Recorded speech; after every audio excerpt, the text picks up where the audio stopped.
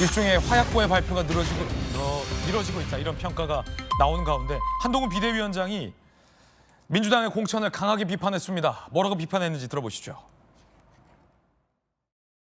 대장동, 이재명, 정진상, 김용 등 이 피고인들의 변호인들이 민주당의 공천에서 하나같이 순항죽이나는 보도를 봤습니다.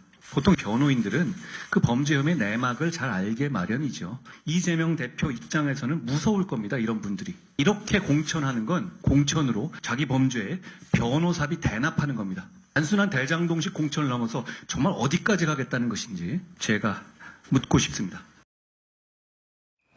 국민의힘이 그러면서 공천 지역 한 곳을 뒤집었습니다.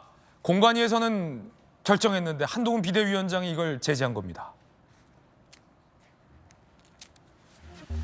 김연아 의원의 공천을 뒤집은 한동훈 비대위원장. 공관위는 정치장법 위반 혐의 의혹을 받고 있는 김연아 전 의원을 경기 고양전에 단수 공천했습니다. 그런데 어제 비공개 회의를 열어 한동훈 비대위원장이 이렇게 말한 걸로 전해집니다.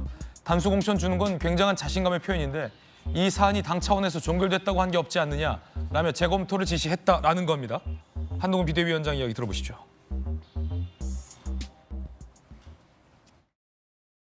일종의 사법 리스크, 이미 알려진 얘기니까 국민의 눈높이에 맞아야 한다는 생각을 한 것이고 우리는 민주당과는 달라야 하지 않는가, 이런 식의 논의가 비대위에서 논의가 됐던 것이고 어떤 내용이 결정되거나 그런 것은 아닙니다.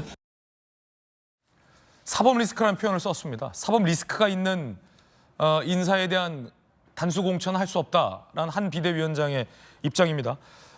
김연아 전 의원은 반발하고 있습니다.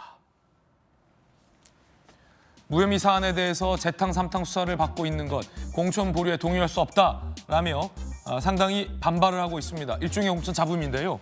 김영주 의원님 어떻게 보십니까?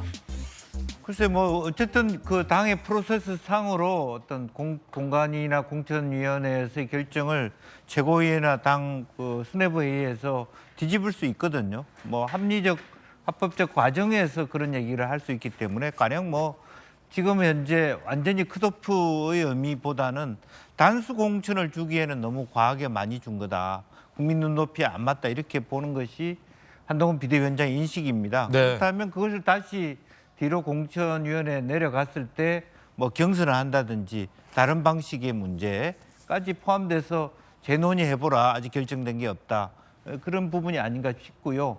이제 뭐 아마 김연아 의원은 상당히 뭐 아예 처음부터 배제를 시켰으면 뭐 기대도 안 했을 텐데 거의 뭐 사지에 몰아넣었다가 완전히 확 살려준 그런 케이스에다가 다시 한번 이렇게 리턴을 시키니까 굉장히 본인도 어지럽고 뭐 화가 나고 뭐 그럴 수 있을 부분인데 어쩔 수 없이 한동훈 비대위원장이 노리는 것은 김연아 의원 그 개인의 문제가 아니라 현재 국민의힘이라고 하는 당의 투명성, 도덕성 기준을 민주당하고 굉장히 흑격하게 구분지어야 된다라고 하는 총선 전략의 일환으로 저렇게 김연아 의원한테는 미안하지만 잣대를 아예 도덕적 기준을 높이겠다, 그런 의도로 보이기 때문에 뭐 좀 더 지켜볼 필요가 있을 것 같습니다. 김유정 의원님 어떻게 보세요? 제가 보기엔 검경 갈등 같아요. 이철규 의원 갈등 같다. 이철규 의원이 경찰 출신 아닙니까? 경찰 출신 이철규 의원이 공관위원으로서 뭐 문제 없더라, 그래서 단수 공천 줬는데 검찰 출신 법무부 장관 출신의 한동훈 위원장이 우리 아직 결론 낸 거 없지 않느냐, 이거 좀 문제 있다, 단수 주기에는 우리가 자신 있어야 민주당을 좀 더 비판할 텐데, 지금 이런 차원 아닙니까? 경찰의 결론을 뭐 어떻게 믿냐? 그렇게 보여지고요.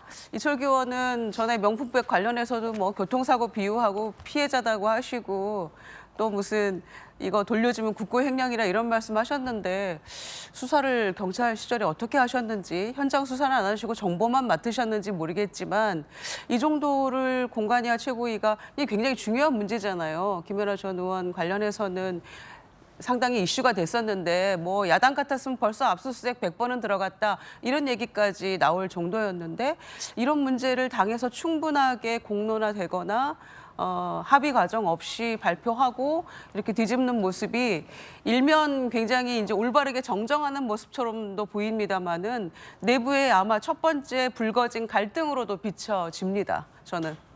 진수현님. 근데 제가 보기에는 저 공천을 이제 그러니까 공관위의 결정을 비대위 차원에서 문제 제기를 이렇게 스탑 제동을 건 거잖아요. 그렇죠. 저거는 그러니까 이 국민의힘이 아까 우리 김영주 의원 말씀하셨듯이 이번에 이 총선에 임하면서 굉장히 절박한 심정으로 임했죠. 왜냐하면 이 정권 심판론의 프레임이 지배하는 가운데 170석 민주당과 싸워야 되는 국민의힘 입장에서 굉장히 절박했기 때문에 공천심사 기준도 국민 눈높이에 맞게 엄청 상향 조정해서 지금 이 심사를 해오고 있는데 저는 개인적으로 엊그제 저 김연아 의원을 뭐 경선도 아니고 단수공천 이렇게 발표하는 걸 보면서 제가 보기에는 저뿐만이 아니라 당 안팎에 그러니까 우려가 굉장히 많았을 걸로 보여요. 그리고 그것이 이제 당에 전달됐을 것이고요. 그래서 저거는 뭐 사법적 판단 이거 관계없이 저 부분은 정무적인 판단을 했었어야 된다고 보고 그런 지점에서 저는 개인적으로 한동훈 비대위원장이 적절하게 잘 제동을 걸었다 이렇게 판단을 합니다.